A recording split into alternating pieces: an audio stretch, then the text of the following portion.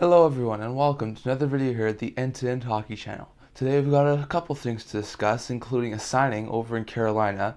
We've got a trade to discuss. We've got some injury news to talk about and a couple of trade rumors in Florida and Anaheim. We'll get to all of that coming up right now. Hello and welcome to another video here at the End-to-End Hockey channel. I'd like to start things off today by discussing a signing that happened in Carolina, as the Carolina Hurricanes have extended young goaltender Pyotr Kochetkov to a 4-year extension with an AAV of $2 million per season. So Kochetkov has done quite well, actually.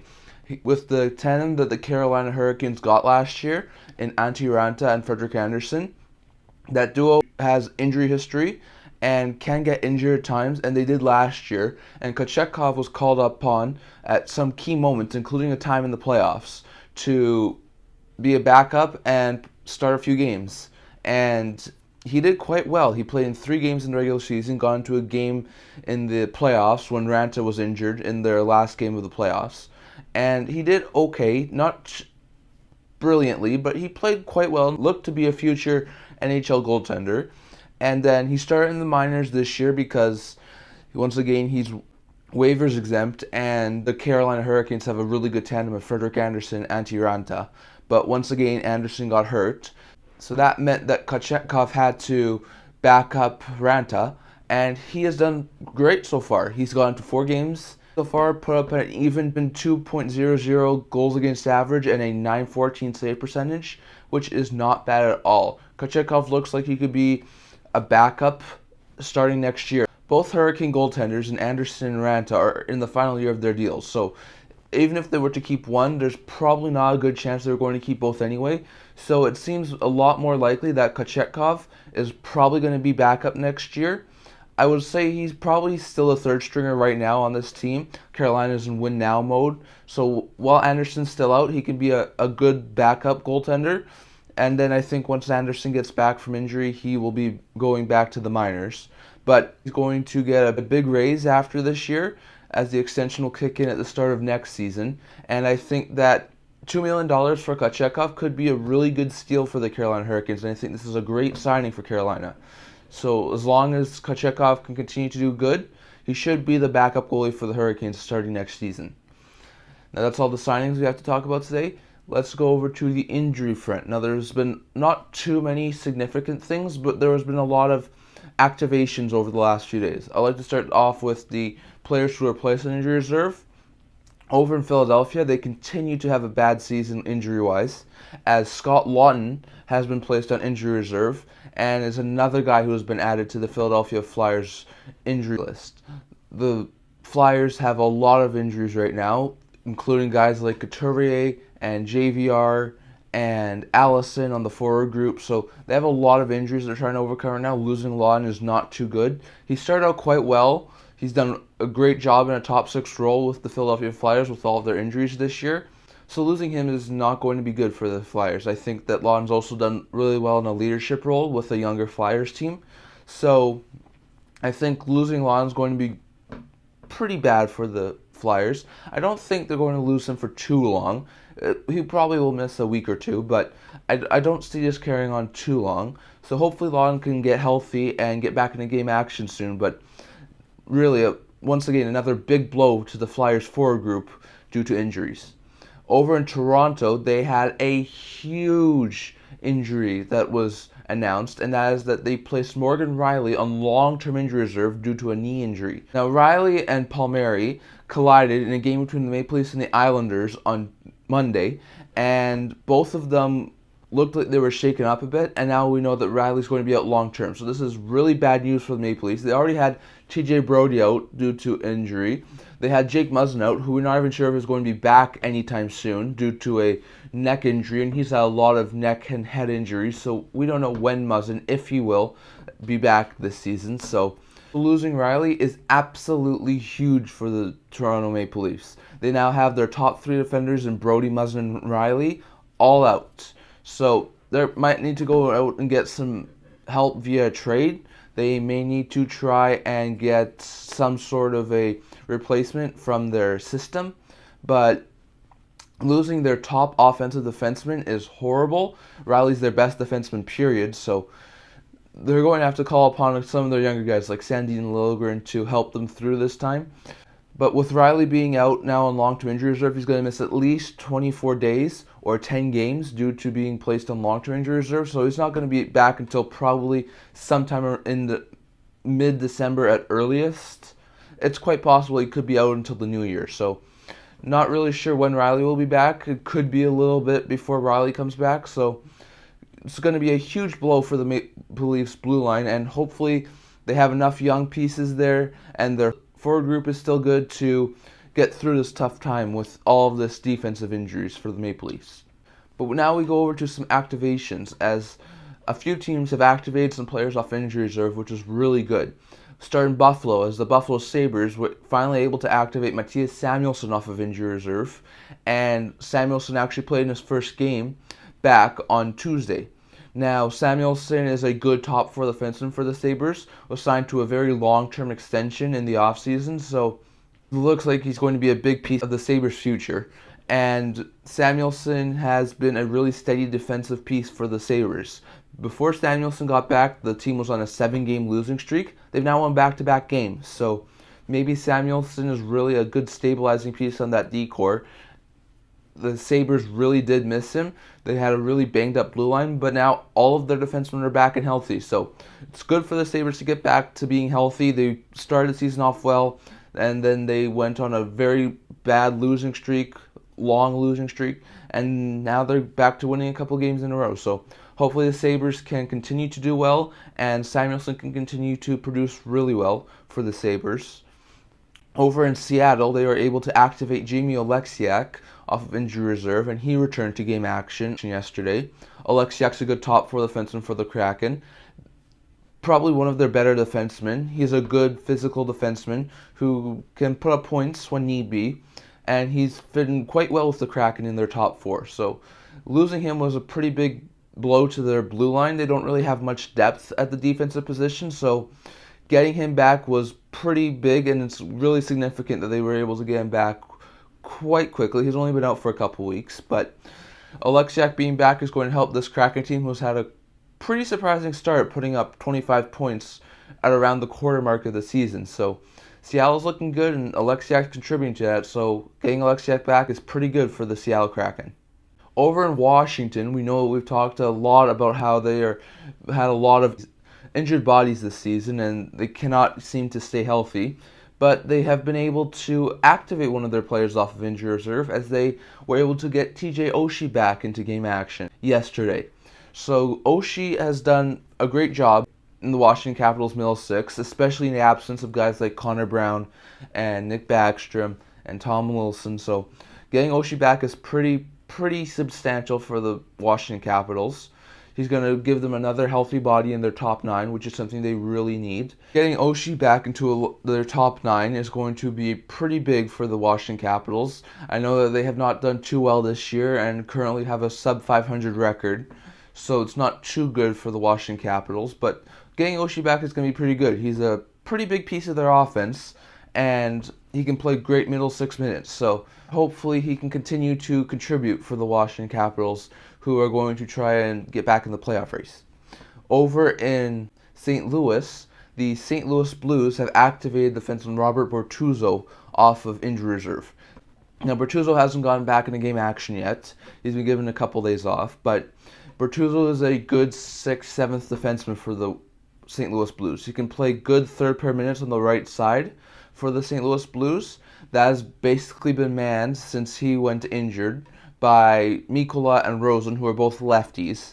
So it hasn't been ideal for the Blues, but getting Bortuzzo back is great. He should be able to slot back into the third pair in the next game or two and continue to help the Blues team, who up until yesterday had a pretty nice win streak going, but then it snapped yesterday. So hopefully Bortuzzo can get back in the lineup and help the Blues continue to be a good team and continue to help them try and fight for a playoff spot.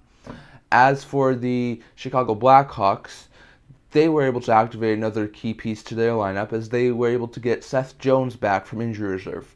Jones went down a couple weeks ago, I think closer to a month, with an injury, and he missed a good chunk of time for the Chicago Blackhawks. Now, the Blackhawks are not really looking to win right now. They're more in the Connor Bedard sweeps than they are to trying to make a playoff spot. So winning games isn't a priority for them, but Seth Jones is a big piece for them. Jones has the longest term contract of any of the players in Chicago right now. So he's going to be there for probably a while by the looks of things. So getting Jones back in the lineup is good. He hasn't had the greatest of starts to the season, but he should be able to get back to the way he looked late last year when he was putting up a lot of points. So I think Seth Jones should continue to be a good piece. He's going to help the Blackhawks top four, and the Blackhawks had to rotate some of the younger players like Ian Mitchell and Alec Regula into the lineup due to Jones' absence. Those two can now get more AHL time and continue to grow, and Seth Jones can continue to slot into their top pair and be a force on the defensive end. So good to get Jones back for the Blackhawks. And lastly here I want to talk about the Ottawa Senators, as Ottawa was able to get back Thomas Chabot off of injury reserve. Now, he hasn't played a game yet. He did get a rest yesterday, so he probably will get into the next game or two, but getting Chabot back is going to be huge. They were able to get Zoo back, like I talked about a few games ago, so getting Chabot back should continue to make this team pretty well. I know they lost Bernard Docker a couple days ago due to injury, but getting Chabot back is going to give them another good top four defenseman. Chabot's their best defenseman and their most offensive defenseman. So getting Chabot back is going to be huge. Hopefully Chabot can continue to help this Sens team, which has been atrocious defensively, and probably the main reason why this team has started out so poorly. But if the Sens can right the ship defensively, maybe they can get back in the playoff race. And Chabot's going to be a big part of that. So hopefully Thomas Chabot can continue to be a force on the defensive end and help the Senators team climb back into the playoff race. Now that's all the injury news I want to talk about today. Before we get into trade rumors, we do have a trade to discuss, as the Minnesota Wild acquired forward Ryan Reaves from the New York Rangers in exchange for a 5th round pick.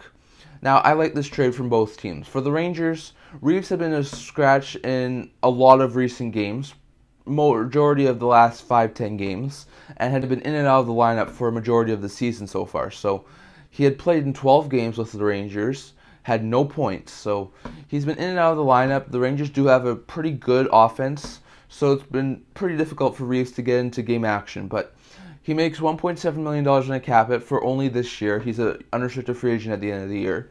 So it's not too long-term a commitment, but the Rangers do look like a team who could add when we get to closer to the trade deadline, and they will probably need some cap space to add.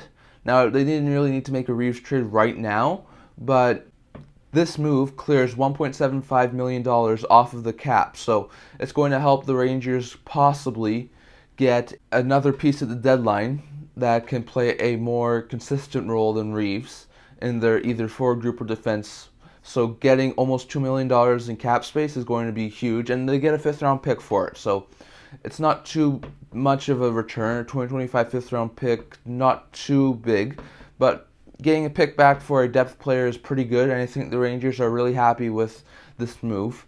As for the Wild, they have been looking for some more physicality. They went out last year at the trade line and got Nicolas Deslauriers from Anaheim, and Deslauriers was a good physical presence in the Wild's bottom six for the latter part of the season when he was there with the Wild and in the playoffs. But then Deslauriers went in free agency and left Minnesota for Philadelphia, so the Wild were not able to bring him back. So getting a physical guy like Reaves who can play on the force line consistently and be a physical presence night in, night out will be pretty good for the Wild. I think Reaves can help the Wild be a lot more physical in a very tough Central Division. So getting a guy like Reaves is good. They have the cap space to get a guy like Reaves. The Wild are one of the few teams in the NHL who do have a little bit of cap space, so getting Reaves is not too much of a problem for them.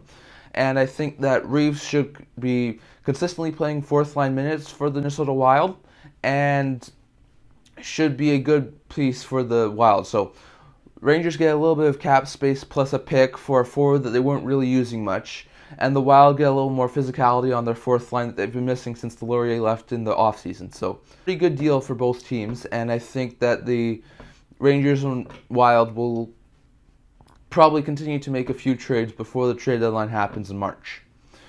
So that's the trade I wanted to discuss. Next, we go over to a couple of trade rumors. I'll start at Anaheim. It seems like the end is near for Max Comtois in Anaheim. Now, Comtois was a really great player for the Ducks a couple of years ago in the shortened season.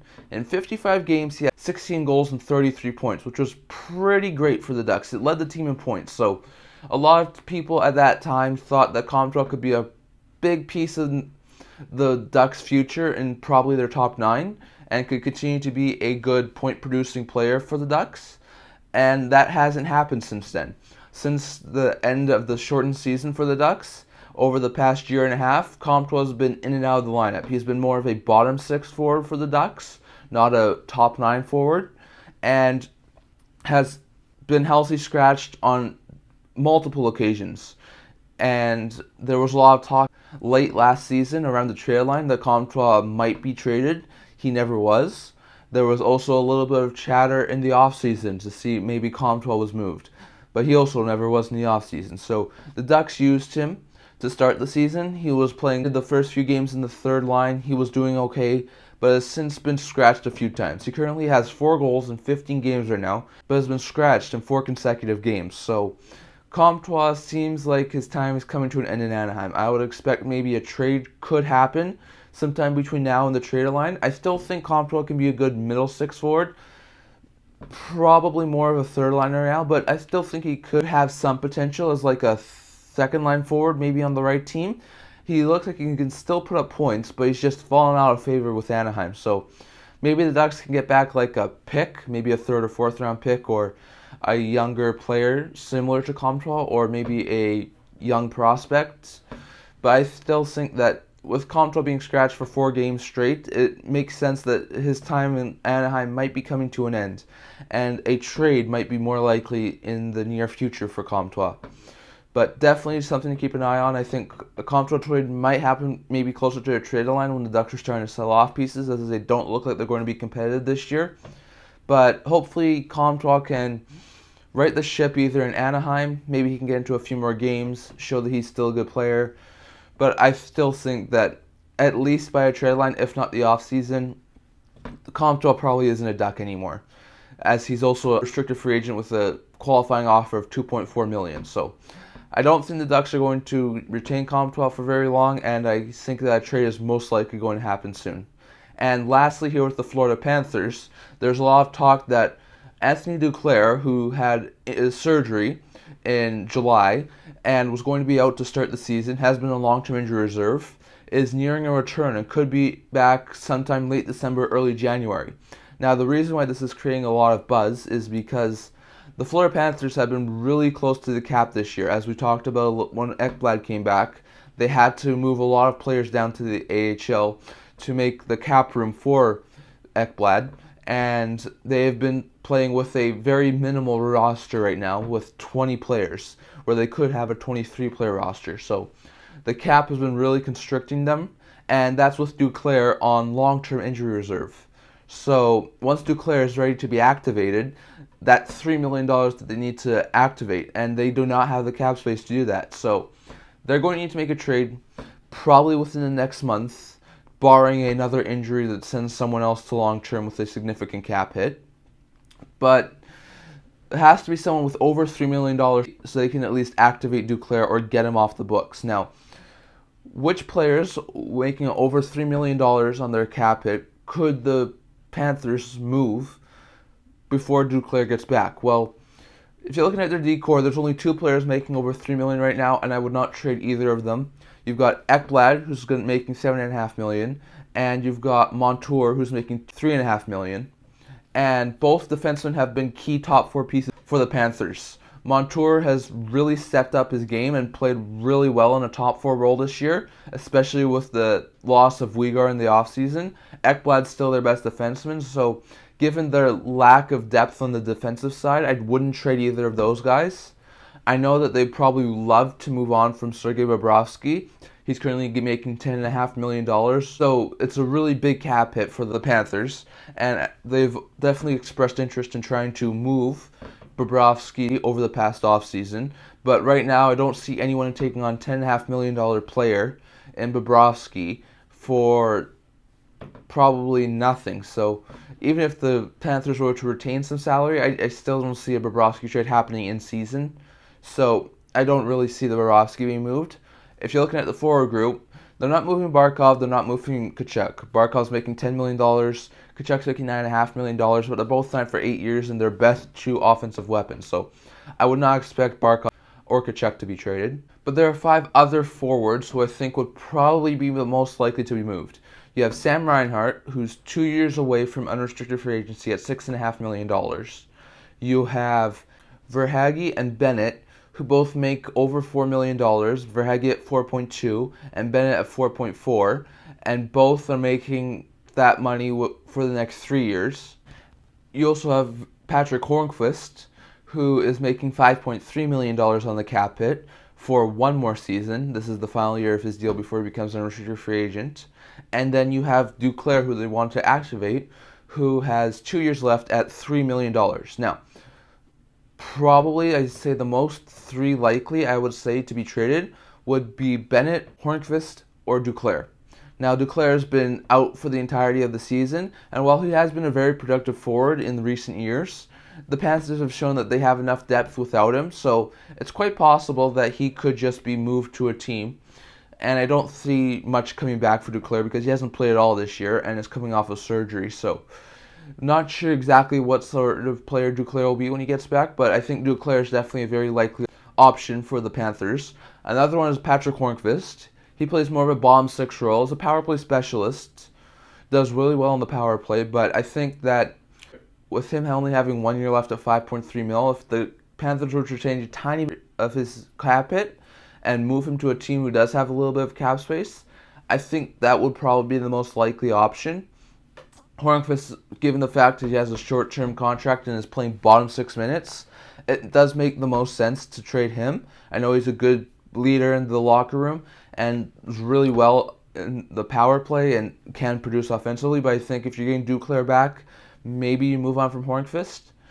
If not those two, maybe you move on from Sam Bennett. I know Bennett's done well in his time in Florida, but you have Anton Lundell, who seems to be ready to be a top 6 center. So if Lundell can be a top 6 center, maybe that makes Bennett expendable. I would think Bennett is probably the less likely of the 3 to be moved right now, but if there's no takers on Duclair and Hornqvist's cap is too high, maybe a team who's looking for like a middle 6 center, maybe they would be interested in a guy like Sam Bennett. I think Bennett could be a good trade chip. If they can't find trades for Duclair or Hornqvist, maybe Bennett's the better option. I think Bennett could also give them maybe a better package if they were to trade him. But with Duclair coming off of injury reserve, they're definitely going to have to find some contract to move, as they really do need some cap space, and they'll need it soon. So probably within the next months, if there's no long-term injuries for the Panthers with a major cap hit, expect someone to be traded, whether it be Duclair, Hornqvist, Bennett, or one of the other names I mentioned. But definitely keep an eye on the Panthers, as they may need to move a pretty sizable contract in the near future. Now that's all I want to talk about today. Remember to like this video and subscribe. I also do a blog, which I will leave a link to in the description below. And I can't wait to see you guys all for next week's video. See you guys soon.